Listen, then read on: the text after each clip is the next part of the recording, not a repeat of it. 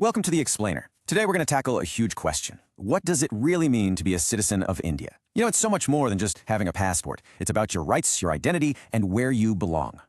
All right, so let's just jump right in with the most basic question, right? What's the actual difference between someone who belongs to a country and someone who's just, visiting or maybe living there for a bit? So here's how we're going to break it all down. We'll start with the big one, citizen versus non-citizen. Then we'll get into India's really unique idea of single citizenship. After that, we'll cover how you can become a citizen and also how you can lose it.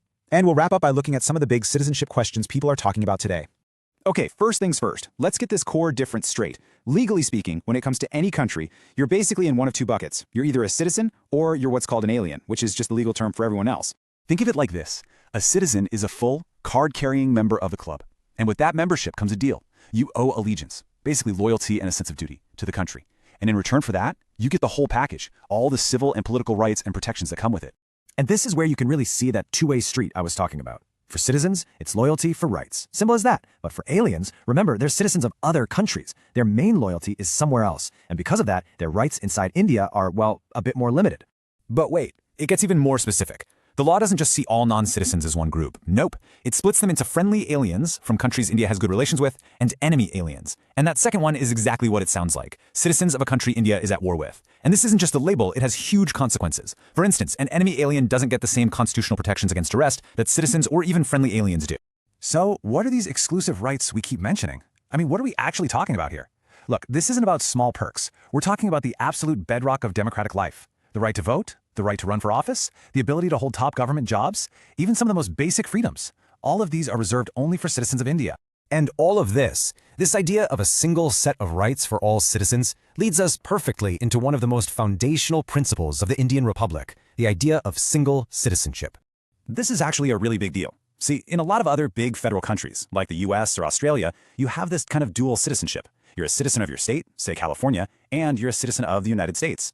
India said, nope, we're not doing that. Here, you're a citizen of India. Full stop. There's no such thing as a citizen of Punjab or a citizen of Kerala. And the whole point of this was to make sure that every Indian citizen has the exact same rights, no matter where they live in the country. And you have to understand, this wasn't just a random decision. It was a very, very deliberate choice. The people who wrote the Constitution, thinkers like Dr. Ambedkar, they looked at the idea of state-level citizenship and saw a real danger. They worried it would just create more division, pitting region against region, instead of building a single, unified national identity. They wanted one India, not just a bunch of separate states. And this commitment to one inclusive idea of citizenship, it goes all the way to the top. I mean, the very highest office in the land.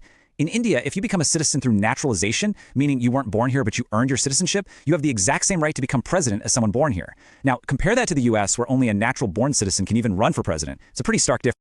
Okay, so that brings up a pretty important question. How do you actually become a citizen? Well, the Constitution laid out the rules for who was a citizen right at the very beginning. But for everyone since then, the whole process has been governed by one super important law, the Citizenship Act of 1955. Now, the most common way, of course, is being born here. But as you can see, the rules for that have actually gotten a lot tighter over the years. Way back at the start, India basically followed a principle called jus soli. That's just Latin for right of the soil. It meant if you were born on Indian soil, boom, you were a citizen. It was that simple. But over time, things changed. The rules started to look not just at where you were born, but also at who your parents were and their legal status. But being born here isn't the only way. That 1955 Act gives us 4 other paths. There's by descent. That's for kids born outside India to Indian parents. Then there's by registration, which is mostly for people of Indian origin who've lived here for a while. Third, you've got naturalization. That's the path for foreigners, but it involves long-term residency and meeting a bunch of other criteria. And the last one is pretty interesting. Incorporation of territory. That's what happens when a new piece of land officially becomes part of India. The people there can become citizens. All right, so we've talked about how you can gain citizenship, but what about losing it? Well, the law is just as specific about that. It's not something that can just happen randomly. There are very clear legal ways.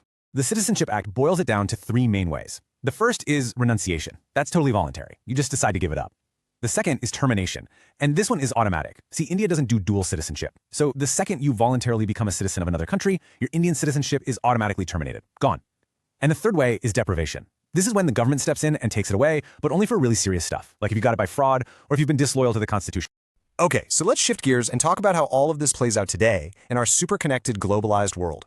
We're going to look at 2 big things: the status of Indians living overseas and a major and pretty talked about change to the law.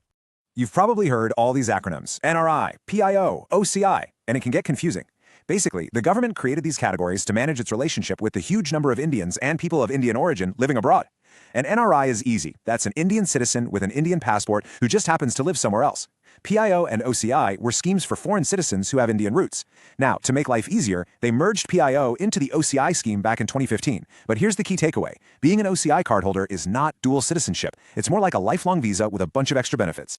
And that brings us to a major piece of recent legislation, the Citizenship Amendment Act, or CAA from 2019. Now, what does it do? It focuses on migrants from 6 specific religious communities who came to India from 3 specific countries, Pakistan, Bangladesh, and Afghanistan. The law applies to those who entered India on or before December 31, 2014.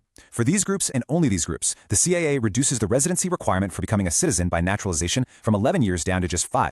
Now, this is a really important detail about the CAA. It's not a blanket law for the whole country. It actually has specific exemptions. The rules of the CAA do not apply to many of the tribal areas in the northeastern states or in places that are under what's called the Inner Line Permit System. That's a system designed to protect indigenous cultures. And these exemptions were put in place specifically to address concerns from those regions about their unique demographics and to protect local interests. So after all of this, it kind of leaves us with one big final thought. We've seen how the very idea of citizenship has been defined and redefined over the decades.